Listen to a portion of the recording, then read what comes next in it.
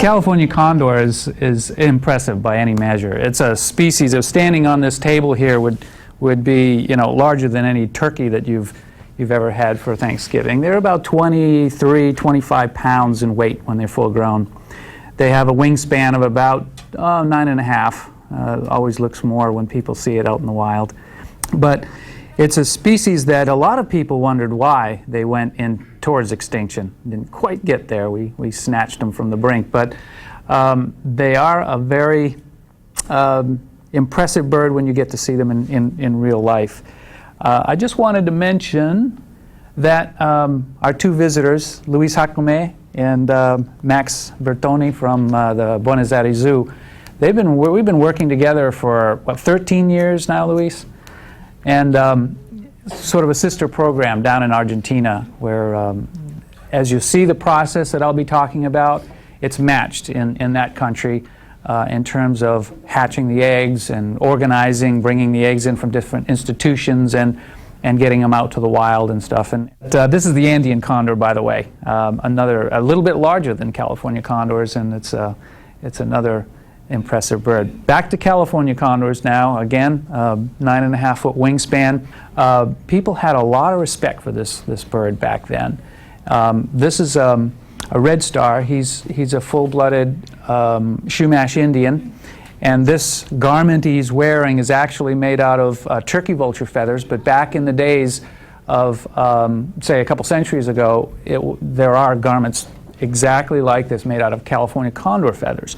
The whistle he's blowing and the dance he's doing here in Simi Valley, California, is reminiscent of the story of the California condor moving through the landscape and cleansing. And he's got a clacker in his hand. I don't know if you can see that, but he's snapping this together. It's a very, very impressive little ritual he's doing. And it depicts the California condor cleansing the land as carnivore. It's a scavenger feeding on dead animals, and in many cultures they're looked at as cleansers, as cleaning the environment by cleaning up the carcasses. And of course they only feed on dead animals. They're not, as may be indicated by some, animals that snatch up like eagles and carry them away. The California condor, although is very impressive, has feet like a turkey and doesn't have the ability of grasping talons. So it isn't legally or realistically placed in the bird of prey group. They're actually a scavenger and can't lift things. But the importance of the California condor is highlighted during the time when we were convinced everyone we should bring in the last remaining California condors into captivity. The Chumash were there at the Los Angeles Zoo, chaining themselves to the front gate with others and protesting the bird coming into captivity. Luckily, we were able to make good on our word that within 5 years the bird would be back out into the wild, and they're actually working with us now. The condor range, back in Lewis and Clark time, about the 1800s, ranged from British Columbia all the way down into northern Baja, and in particular the Sierra San Pedro Martir, the mountainous range that condors need. Today you're going to find them in 3 places that we're getting them back into the wild, and that's, of course, Baja, we're doing the release, and I'll be talking about Central California, and then out in Arizona and Utah, the Grand Canyon area, where we have another release program. Pleistocene is when you might see a larger expansion of the range of the California condor. This would be 10 to 25,000 years ago.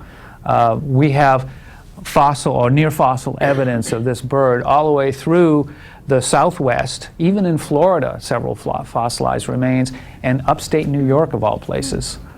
And as you'll hear, it's a species of high winds and cliffs and topography.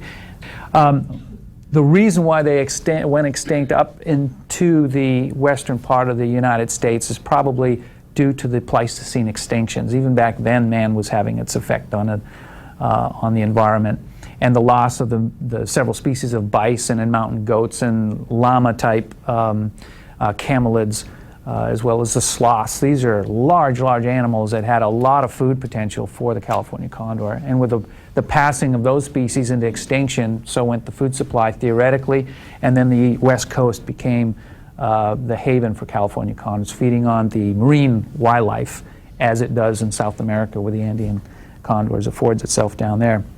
Now the condor is a species of high elevations, of topography, whether we're talking Grand Canyon down into the landscape or the California ranges going down into Baja, or Andean condors with the Andean range as well. And they're there because of the winds. Condors are masters at soaring. They can leave a perch, an experienced bird can leave a perch in the morning, late morning when the winds pick up, fly for hours and hours and hours and possibly hundreds of miles, and land again without once having to flap its wings. And that's how it conserves energy, to master the winds. And the winds come in two different forms. You have deflective winds off the sides of mountains and obstacles. So the onshore flow, which we usually have coming off the Pacific into California, is a very consistent, predictable direction for the birds to utilize from going from point A to point B.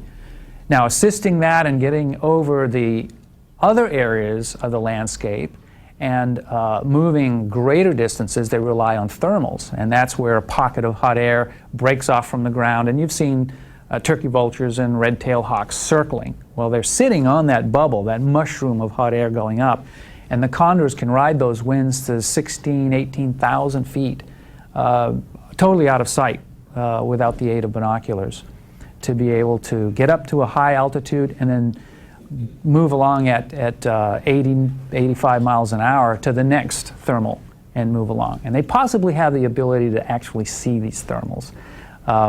So it's a very interesting species we're working with, but their forte is to be able to move around the landscape at high altitudes and watch for activity on the landscape. And so this is where the condors live. They have their roosts, they have their nests and caves. Not because they're afraid of humans, but because of the need to be able to use those thermals and winds. Now, where do they find food? Normally it's in other areas, typically. They move out into the southern San Joaquin Valley, depicted here at about 5,000 feet. This view, which is easily accessed by the condors, is what they might see flying over Southern California. And they're looking for not specifically the food supply itself. They're not looking for a dead cow. Typically, they're looking for activity of other scavengers around this animal. Coyotes, turkey vultures, ravens, golden eagles that feed on a dead deer or bighorn sheep or something like that. So the condor comes to the party after everybody, but because of its size, it can walk in and push everybody aside and get the resource. So what we call condor, either Andean or California condor, is a large carcass scavenger. They go after big things. Not that they won't eat that rabbit or dead quail or other animal. They just don't get there in time. They're flying at a high altitude. They're looking for activity, usually gathered around a food source that sticks around for a while, a large carcass. So that's their niche. That's their ecological niche. They can carry 3 pounds or 1.5 kilos of food in their crop. And this allows them to go for 5, 6 days without feeding again. If they pack that full, they can get up there and go back to a roost or scout out other possibilities of food if the food supply's down, and be able to get from one food source to the next throughout time. This is where we found the problems of the condor. Now, we put transmitters on these birds back in the 80s, the early program, and you see on the wing of the dead bird AC3 here, and we're able to track them to their feeding grounds and figure out what was happening at the time. The idea back then was to correct those measures and keep the birds out in the wild. Well, that plan didn't work out because of the issues that we found. These birds were dying for various reasons. The bird on the left was brought in alive. X-rayed at the wild animal park, you can see those dots in its body there. Those are pellets that had been shot and wounded. The bird didn't die of that one. It didn't come in because it was shot. This is a near an escape of death for this bird probably years in the past. It actually had swallowed a piece of lead and was dying of lead in another way. It was dying of lead poisoning. So when they feed on a carcass, if that deer had been shot and escaped to die years later or a few days later, then that food, that food source for the condor has in it a potential thing that'll kill it. That's the fragment of lead that may be in the carcass. As you can see from this poster here, the shot part of it, there's not a lot of respect out there for the rules sometimes, and we have had condors in our modern program. We've had 5 condors die in the last decade or so from being shot by people. Other issue. Power lines. We, in the last 100 years or so, have erected in this environment of this species, long-lived species, 60, 70 years they'll live. And so the condors, let me back up a little bit in this nugget of information. They're a very intelligent animal, and they live by passing on traditions to the next generation. If you're a young condor and you hatch out in the wild, you're going to take 5 or 6 or 8 years to get to sexual maturity, and during that time you're apprenticing under the population, not your parents, because they're busy creating more youngsters. Only one egg is laid. That egg, if it's successful, will hatch in 2 months. If the chick is successful in the nest, that's 6 months later, and then introduction of that youngster into the population takes more than a full year. So it takes about 2 years for these condors in the wild to produce one chick. Very slow reproductive rate for a species. So when you mix that with an increase of mortality due to power lines, due to shooting, due to lead poisoning and other kinds of strychnine poisoning, when we were getting rid of the grizzly bear out of California and carcasses were laced with poison, what do you think happened to the scavengers? So power lines were another issue. And you can imagine, this is on the Tejon Ranch. Imagine in the Tule fog up there as a condor slope soaring along this backdrop, trying to make it through all of these lines. That's a little bit of a challenge. So birds have died from collision with power lines, and that's been an issue when we were bringing them back and releasing them back to the wild. So the decision was made by 1985, 86, that we should bring in all of the remaining California condors. We had determined with our transmitters from the early 80s that the population was declining at such a rapid rate, we're going to lose all the genetic material very, very quickly. And it's not just a question of having 5 or 10 condors exist. What if they're all brother and sister? You know, you've got to have a good component of the genetics in order to ensure that you're going to be able to carry on the species. So the arguments back then were very heated between biologists. There were biologists, oh, we can keep them alive out in the wild, we can do this, but as we lost each individual bird, we had to back up and face the reality that we needed to save the species. So instead of turning the situation around out in the wild and maintaining the population and building the population, we determined that it was lack of reproduction, it wasn't lack of reproduction, it was mortality that was bringing the species down, that we had to bring them in. And here's Pete Bloom using one of the methods that we developed with Andean condors again, sitting in it's a wonderful way to spend your afternoon or several days. And Pete has just caught one of the last California condors here in the wild. She doesn't look very Wonderful. No, she's not happy. But she's a pioneer for her species. We brought them into captivity. This is at the LA Zoo. We brought them into the San Diego Wild Animal Park as well. Split the population genetically, sex ratio-wise, everything, eggs in different baskets, so to speak. Lucky for us, they adapt really well. If we brought in bald eagles, golden eagles, or peregrines, or ospreys, we'd still be waiting for them to breed. But the California condor relies more on intelligence than instinct. It's a bird that adapts and it's plastic with its environment. And you can imagine, it's not like you're a peregrine and you just got to go out and practice snatching things out of the air and you're genetically motivated, wired to do this. For a condor, you've got to figure out where that animal's going to die. And you do that by either understanding the species and its behavior or other species and their behavior. So anytime you're dealing with behavior and sociality, you have to have a greater reliance on associative learning than pure instinct. And that's the species. And within the year, we had our first breeding. In the second year, we had 4 pairs go, and then so on. Now, we found out with Andean condors that if you remove that first egg, or if that egg is damaged in the wild by a raven, or they're clumsy, or something happens to that egg in the breeding season, which is from January to April, the end of April, if it happens early in the season, they'll replace it with another egg. If you take that second egg away, you can get a third egg, so you can 3 to 6 times increase the reproductive rate of the species by manipulating them in captivity, and that's what we did. By taking these eggs away, we were able to stimulate more eggs and put them into the incubator and hatched, as I said, quite a bit more. That's how we save the species. First, you got to get numbers, and you got to get them out of that genetic bottleneck as quickly as possible. And luckily, they cooperated with us to allow us to get this to happen. Now, managing that egg is, as Luis can tell you, is a whole other set of scientific parameters in itself. It's a whole other project to get eggs to hatch properly. As I mentioned, it's 57 days for a California condor, more like 60 for Andeans, that you have to care for that egg. And there's temperature and humidity parameters that have to be balanced. We can never do it as well as the parents. So we got to do scientifically and manage and manipulate the egg every day, candling it like this. If you put it in a darkened room up against the light, an intense light, it glows like a light bulb, and you can actually see the development of the contents on the inside. That was a fresh egg, by the way. And you can tell whether the egg, of course, like chicken egg, you can tell whether it's fertilized and it's going to develop. This is at 25 days, and you see the veins developing all around the egg, nurturing the embryo.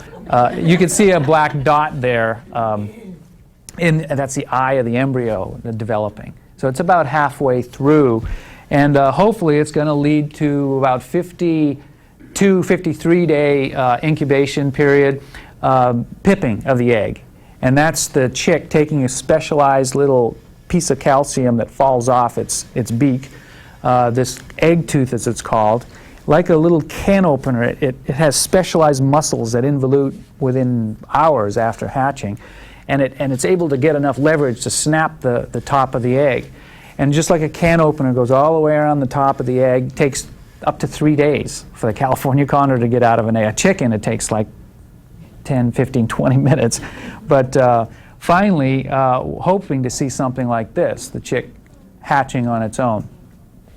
Now, in captivity, your parameters are a little different and this and that. A lot of times you have to assist the chick.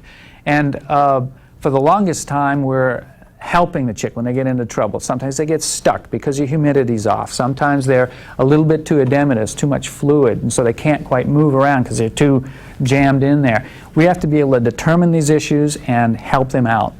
And we did this. As you can see, this is what we call a breakout. One of the chicks is being helped.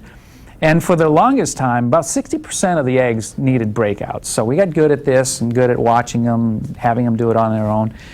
And it sort of, in the back of my mind, bothered me, wondering, like, wow, maybe genetically our pool of 14 founding lines that we're working with having problems, hatching on their own. But then, of course, when we eventually got our pairs to raise their own chicks in captivity, which was a few years after we were doing this intense manipulation, with the cameras in there, we noticed that they're not shy about helping their chicks either. They're a little bit easier for them, apparently, because they'll take this egg ready to hatch. They can hear the chick on the inside, and they know it's about time to hatch. And instead of, hermetically sealed gloves and all our hygiene, she just looks down and just steps on the egg, rolls it like on the countertop with a hard-boiled egg, cracks it open, grabs the chick by the wing, and throws it in the sand, and that's good. But we still have to do it our own method. We're slow learners about that. But it was nice to find out that there was really nothing wrong with the genetics, that the parents are helping out their chicks as well. Now, when you have a lot of hatchings in captivity, then obviously the parents are busy laying more eggs, so you don't have parents to help them rear. And you need some kind of an image, something they can fixate on, something they can focus on as the image. You don't want the face of a human being, because imagine trying to release birds later and it's breeding season, and where are they going to look for activity? We don't want that. So what we have is something that is similar to their image. And I started building these puppets for the Andean Condor program back in the late 70s. And we still use them today, and it's a likeness of the adult. So we've had to learn by watching videos how the parents actually interact. And we found that we're too easy on them. The parents are very, very strict with their kids. And so we've had to learn that. And so if you hear a noise that should be upsetting or new to the chick or to that scene, you got to act like you're surprised as the puppet and move around and have the quick behaviors and caution that chick that, to be quiet and all of this. So we've had to become parents ourselves and understanding how to behave like adult condors. It's not quite as simple as it looks. So that was a newborn chick, or this is a chick about basketball size, maybe 3 months of age, 2.5, 3 months of age. And then finally they're developing their feathers and getting towards fledging at about 5 months of age. And this is the point that we started to seriously think about releasing birds back to the wild. And this is what my PhD was all about, is developing the techniques for this, for releasing birds back to the wild, working on Andean condors in Peru. And we hoped to do this on a schedule that was reasonable, and we predicted about within 5 years after beginning. In 1987, we had the birds all in captivity, and we had a lot of pressure from both the federal government and Native Americans, and everybody wanted to know, when are you going to get those birds back out there? We said the earliest we could possibly do it would be 5 years from the time they come in. And so luckily the birds cooperated, and 5 years later, in 1992, we had our first releases back to the wild. And that was right on schedule at 5 years. And this represents the kind of coordination and cooperation we needed with so many agencies, individuals, and organizations to get this to happen. So a long story short, we were able to start our release program. We had issues right off the bat. We had birds colliding with power lines because they were using power pole cross arms as roosts, as perches in the day, roosts overnight. This was a kind of a surprise to us, and after releasing 13 birds over a 2-year period, we had 4 deaths due to power line collisions. We ended up pulling all the birds back in and realizing we had to do something to, that mortality rate was just too high. So we experimented with using a power pole aversion training, and in captivity we set up for our new birds that are being trained to go back out to the wild, we set up a fake power pole with a hotline, like a cow fencer, an electric fence on the top of the beam that they would use, insulators, fake insulators, and all of this. And with all the natural perches in the large aviary, they had this very inviting, easy perch to go to, and of course they land on it and they get a zap. And we had a time-lapse camera. Of course we have tags on the birds, so we know who made the effort to sit on this, their reaction. We know when, the date and the time. And we were able to, long story short, train these birds after a few experiences to stay off the power poles. Now that's in captivity. There are also other birds that just watch the others get zapped, and then I'm not going over there. So we have birds in the wild today that have never had the actual experience of being zapped that stay off all the poles in the wild. And that's what happened when we finally released the birds. That was the big question. What's going to happen in reality when they get out into the real world? Well, little did I know that they're not looking at this pole as a design. They're sensing the electromagnetic field being generated by this thing. So they're saying, hey, anything that presents this kind of physiological feeling that they get, stay away from it. So when they were released, they stay away from all the designs out there. And that was a surprise to us, and it kick-started the program again in 1994. We were able to start releases again. So what I want to talk about is talk about the release program, not using the early releases, but using our current one here in Baja as an example of how we go about trying to get birds back into the wild. And as I mentioned before, there are 3 places, and the little dot in northern Baja is where we are at. And there's a road that actually goes up to, oh, here we are, down here, road up to the observatory, and this is the road we go into the Sierra San Pedro National Park. I think there's a sign for it, Parque Nacional de Sierra San Pedro Martir. And we're right on the edge of the park, and also on the edge of Ejido Bramadero. It's a set of ranches that are there. And it's up in the altitude. Just want to mention that the birds that are going down to Baja are a subset of what we're preparing for release in Arizona and in California. It became evident that the birds that we were releasing to the wild that were raised by their parents did behaviorally a little bit better than the birds that we raised with the puppets, that we're having issues with the puppet-raised birds being too tame sometimes when they're out there, actually seeking out activity of the animal that's most active on the landscape, people. And we don't want them going into campgrounds and investigating people's SUVs and pulling at the brake cables, or going into people's tents and seeing what's inside that sleeping bag and issues like that. So we're raising the birds for Baja in an entirely different method, still puppet rearing, but in order to demonstrate that it's a social issue that we can work around. Everything you do with condors is long term. We started raising these birds like 2 years before we actually release them to the wild. So everything has to take time to yield results. It's a long-lived species. So the birds that are going down there get a free flight down with a Cessna, volunteer pilots, and they go to a place like this. The very top of this 2,000-foot ridge is where our operation is located.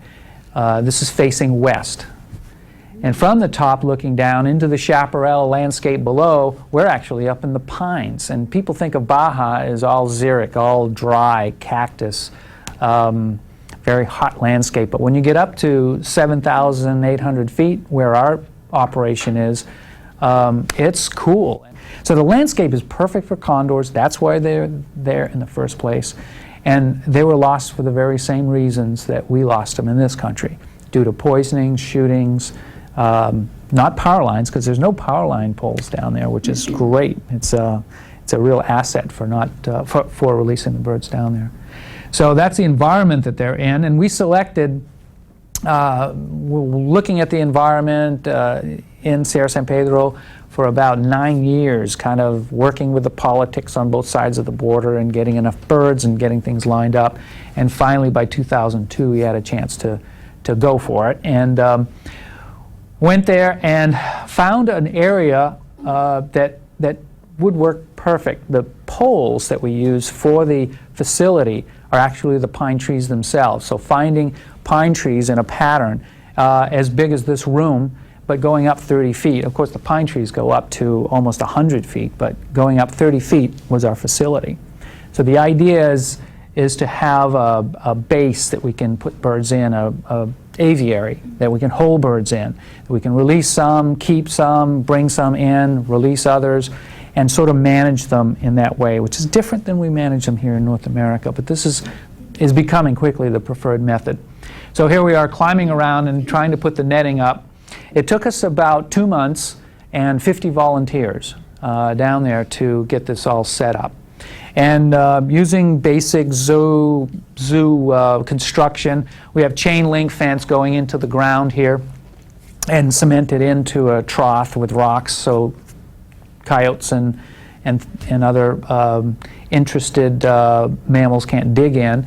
And then from the top of that cable on the chain link, able to buy this huge nylon netting that we encase the entire facility. That big box in the background is actually the blind.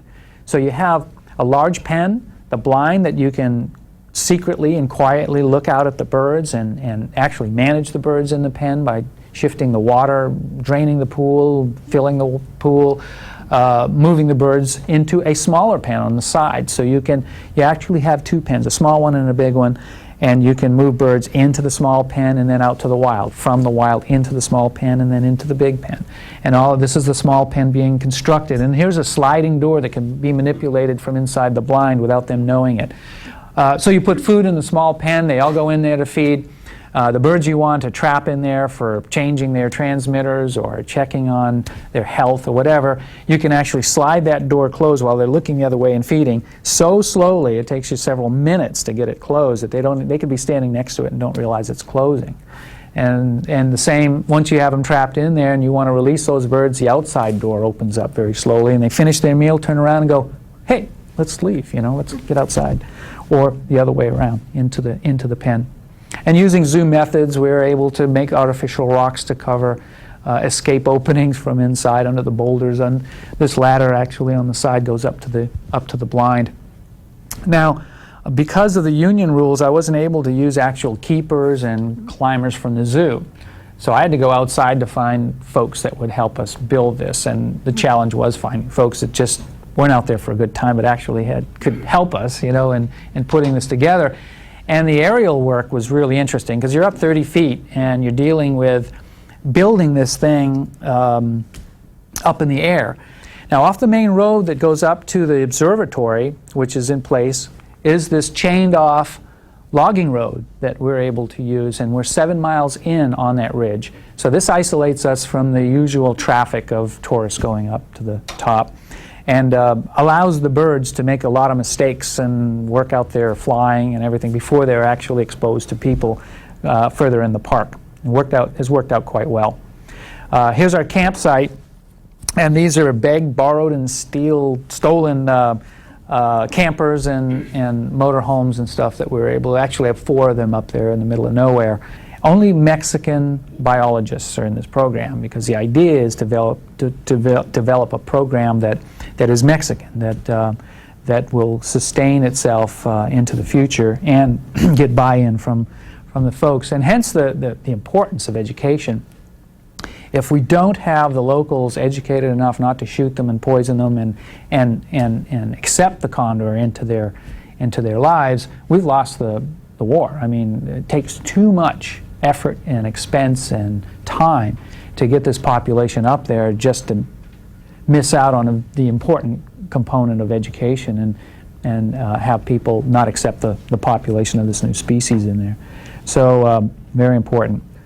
Actually, this talk is part of a talk I gave to the board at the zoo, and we're talking about moving our facilities into something more permanent. And this is a building that had a lifespan, didn't quite make it to fruition, and has been abandoned up in the park itself. So that we would plan to have buildings in the back and build up from there and create a working station, a field station for us to work from.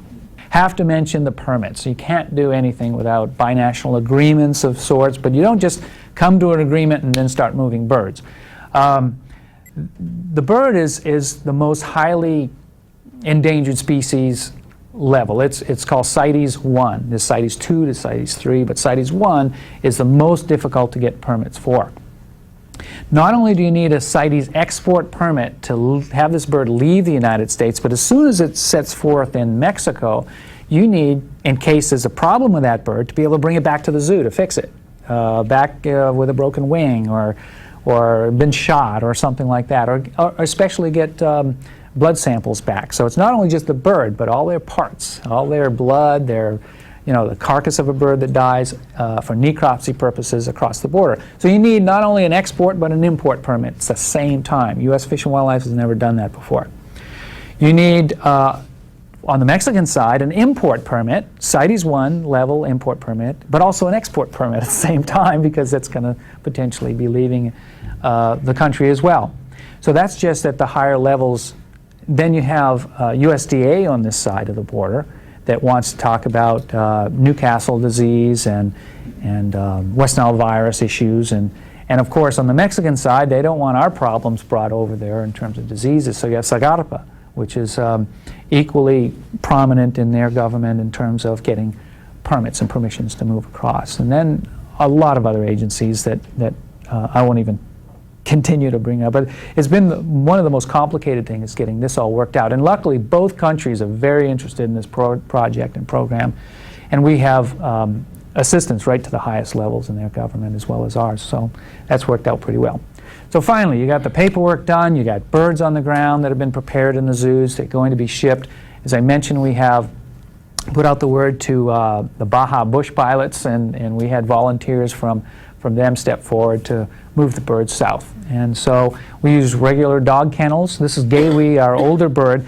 We've learned that keeping a mentor, an older, mature bird in there, in the group, keeps the kids in line, you know, the youngsters in line, and they don't start creating their own little Lord of the Flies social structure as we've had up here in North America, and it keeps them, we want a shy bird, we want a tentative bird. We don't want a street kid out there in a gang raising Cain. But it's, sorry about the analogies, but it fits, you know, it works. So, as I mentioned, we're able to fly down several times now with different groups of birds, and then make it into the Melling Ranch, Rancho San Jose. It's about an hour away, and put them in trucks, move them up, air conditioning, and move them into the site. And you know, I mean, I can't speak for the birds, but they seem to love it. I mean, it is a pristine environment. It's nature. You're not, the cage is minimal. It's just this netting all around them. And they adapt very, very well. Here's Gaywee, the older bird with more color on her face, in the pen. And this would be inside the blind. It's insulated both for the cold, the heat, and noise to keep be able to watch the birds out through different ports, and this is what you might see, the birds in the pen. So as I mentioned, we can fill the water, you know, drain the pool, fill the pool from inside, just shifting valves like we do in the zoos. We can move the birds back and forth. We place food in the nighttime. We can move to this blind and get away from it without them seeing us in the daytime. So in the nighttime, we move in, you know, a cow leg or a horse, you know, brisket or something, and slide it through the open swinging door into their pen. They hear this noise, and then in the morning, voila, there's, you know, breakfast, and they're able to feed. When we move birds down, we have a month of quarantine. We actually had to get an executive order from Mexico City to get this pen used as a quarantine. Normally, the Sagarpa, like USDA, would just put the birds in a concrete building enclosure, check them for diseases before they're admitted into the country for 30 days, and then they would go to the site, which would destroy the behavior of our birds. So we had to have them allow us to use the pen as the quarantine facility. So with Mexican veterinarians and our own veterinarians from the zoos, we check them, do everything at nighttime. We catch the birds at night, take blood, we change the tags, put on transmitters. Everything's done at night, and then work them up in the so by dawn, we've got all the blood spun down, and then make it across the border and with our permits and such. So we got the birds all ready to go. Finally, in 2002, we were able to release the birds, and we had about 80 people come from all over to witness the event. We had the Lumi Nation Indians come down and off to the side, and they quietly asked me, you know, can we do a ceremony? And I said, yes, but please keep the noise down, because we were fairly close to the, you know, but of course they got a little carried away, and of course we had a lot of people there. This is the Secretary of the Interior in Mexico, Victor Lichtinger. He flew in by 3 helicopters, and then the head of parks of all of Mexico, U.S. Fish and Wildlife Service, Bruce Palmer. And we all stood around and had the door open for all day. The birds never came out. So the next day, after everybody left, and there were only us 4 or 5 biologists watching the birds, say, okay, all right, now on our terms we're going to leave. So they walked out and started to fly out to the edge. And we'd set this up very quickly. It was pushing into the winter time. I'd never been through a winter at altitude, so it was becoming you know, a concern. The birds, if they did everything according to my plan, everything would be fine, and they'd adapt before winter time. But they got out to the edge, started soaring and learning how to soar, and within an hour, Golden Eagle came down and started smacking the birds out of the air and driving them to the ground. Luckily, there were no injuries. We've had Golden Eagles kill condors, but luckily there were no serious injuries, just demoralized. They didn't want to get back into the air, and when they did, they flew, remember I mentioned slope soaring, just along the ridge. they'd catch a thermal, start to go up, and they'd go, I'm not getting up where the eagles are, and they'd slope soar. So they did this for 2 weeks and went south. What we need them to do in their first release is fly and land and stay in the area and learn that the food is right there for them to feed and that this is home base. Well, they weren't learning that. They were just cruising to the south. So we had to chase them and try to catch them a couple times in the nighttime and failed. And finally, after about 2 weeks, we caught up with them. One on the top of a tree, we were able to catch that bird, and another one in some canyons to the south. But it became very critical. So 3 birds were released, 2 were captured in, and once all the birds were in the pen, then the other one, who mastered everything beautifully, wonderful story. This guy, he came, when we caught him up at the LA Zoo, he was being taken off the side of the cage because he was trying to get away, and he tipped the top of his bottom of his beak. It snapped it, and he was bleeding, and the veterinarian at the airport said, you know, not sure if number 61 should go. He's got these issues, and he's bleeding. And I said, well, is it something that we have to do a lot of intensive medical for? And the answer was he ended up coming along. So he was middle status bird within the group. Very important, your social status, your pecking order. He went right to the bottom. Didn't want to interact with anybody because of his sore beak. Well, that healed, and over time he ended up being still the bottom of the rung. 3 birds go out, 2 birds fail. 2 of the top birds, number 18, she was the top girl in the whole program, and she failed. We brought her in. He ended up flying exactly the way he should, learning the area, and coming in when called, when we had the doors open and everything, he went right in. And so he ended up being the star of the program. So the next spring, when we re-released the birds, he went out to be the knowledgeable one, and those 2 other birds that weren't released, of the 5, went out. And things went very, very smoothly. We changed the plan a little bit because the pen, out of necessity, the big pen was back in the trees where it's sheltered from the snow and the hail and the sleet and all of that.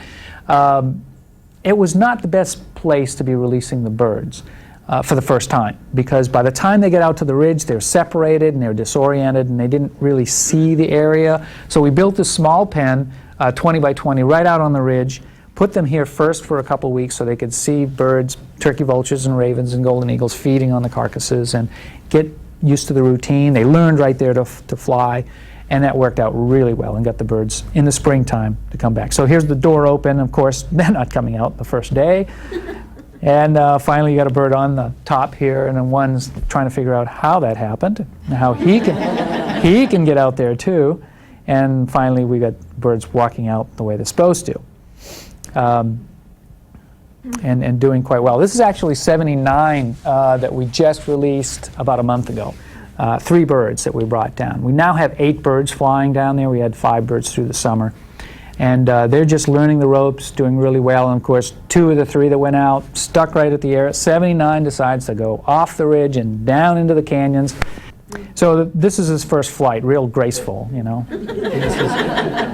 There's actually a little sign on his back saying, "Kick me," to the eagles and to the... We even had turkey vultures hitting our birds.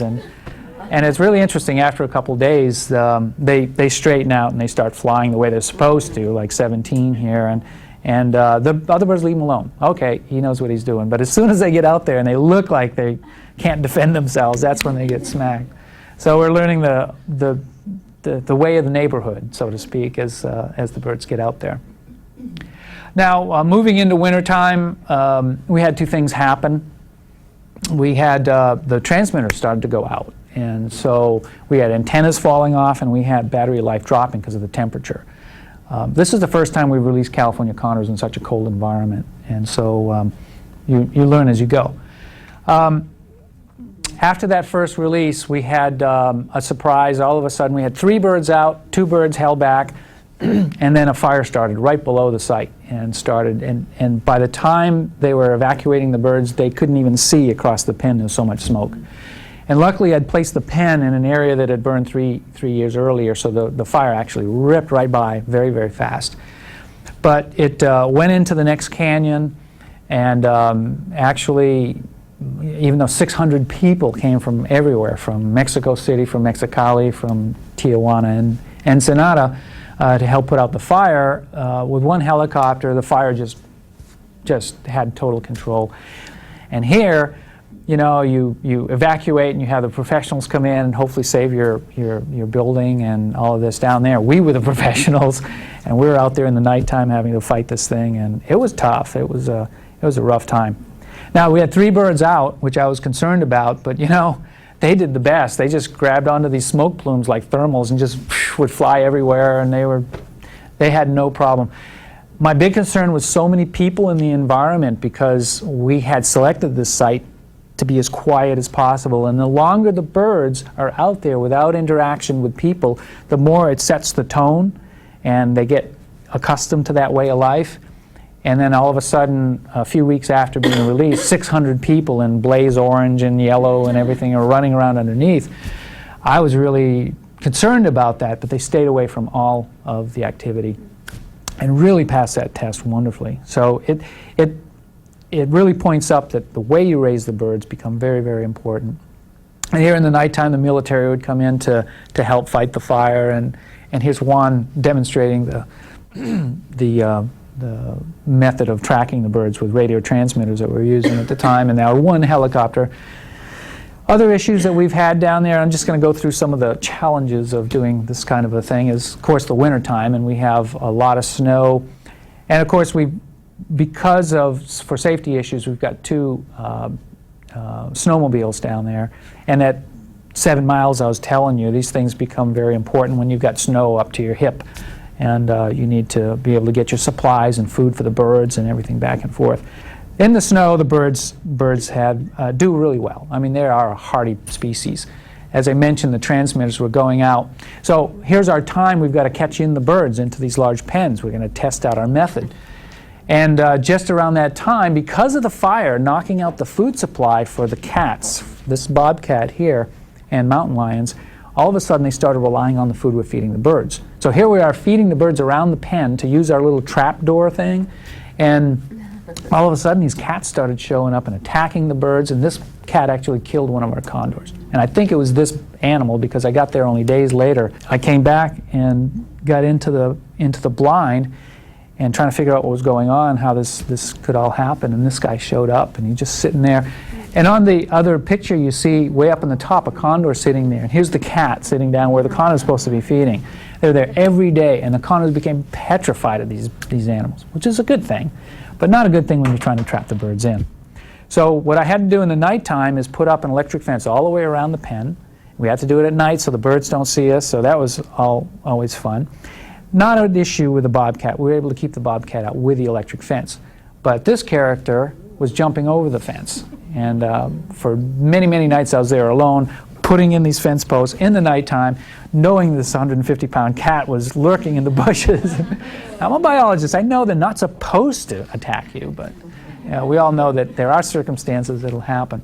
So what we ended up doing is having to feed him too. We did a different strategy. We dragged this is a leg of a cow, all the way up half a mile into the boonies, and put up this infrared camera so we could tell whether we were having the right activity. We documented 4 different cats that were using our food. So we had to feed the cats off to the side. We had to do the condor thing. We trapped them in, got our transmitters on. This number 20 here, you see the slot in her tail? When I got down there at Christmas last year, I'm trying to trap those other birds. I couldn't get 20 over to the site. And it was very odd behavior because they're such social birds. And 20 was staying at another feeding site that we had about 5-6 miles away. And I was there trying to figure out why she's there. I took this picture, and when Juan and Catalina came back, the biologist, I said, what's the deal with, how come? And they go, oh, you know what? When we forgot to tell you, one time when they were trying to get to the carcass, the puma jumped out from the chaparral and whacked one of the birds, knocking out 3 tail feathers. And so I go, I know why she's not going to go back to that area. And finally she did, and we were able to trap her. Another quick issue, we had a bird with a hurt leg, number 18. We were able to finally trap all the birds in, and we took 18 down to a veterinarian center in Ensenada, and we were able to find out that we didn't have to take her across the border. We just gave her medication, put her back in the pen. She healed up fine, and she's back out in the wild now. Now, when we released the birds this time, we ended up with a new device. We had radio transmitters, which you have to triangulate. You're all kind of familiar with that kind of tracking. Be out there with the antennas and running through the woods trying to catch up with your animal. But this little device is finally the size that we could actually put on the wing of a condor. Notice that they're on their wings, on their patagium is what we call the wing web. And this actually is a satellite transmitter with GPS. So in the past, we'd been experimenting with satellite transmitters. The first ones that ever went on were with Luis's program and Maxi's program down in Argentina, where we were testing them with Andean Condors. And it worked really well, but the the satellite Argos transmitters were just not, they're not as accurate as they could be, and really frustrating because they could be a half a mile away, when you plot where the position is. But these GPS, just like a handheld GPS, it locks into within a meter or two of where the bird is. Wonderful things. And so this is the kind of terrain we're trying to chase the birds in, and when they can fly for a few hours, they can be over and down the ridge, or back, because you lose sight of them. They could be on the other side of you within an hour after they flew over that mountain. They have such range and capability. This is a 10,000-foot mountain. They can go up to 18,000 feet, and you can't see them, and they could be anywhere within minutes. So with this new technology, it allows us to, with a mapping program, pinpoint where these birds were after you get the information back. It goes up to the satellite, goes down to the tracking station in New York, comes across your email, and the data can then be plotted on a map, and each one of these positions are accurate to within a meter. And what I wanted to mention here, this is the road out to our camp. This is where the birds usually hang out. We thought the birds were pretty much on top of the ridge, like in this area here. This is over the ridge onto the desert side, which was unbeknownst to us. So we get this data. You can take the individual positions, look at the latitude, longitude, plug it into your handheld GPS, and just hit go to when you're in the area, and you just have a line telling you where that bird was. Walk in there, and this is where the bird was. So I tracked into this area. I'm not sure if I have it. It's another version of it. This is a more, doesn't show up quite as well here.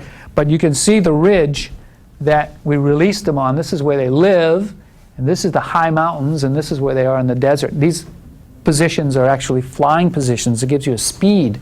So Baja once had condors, and we're hoping to get them back. This is a painting in the San Francisco mountains to the south of Sierra San Pedro.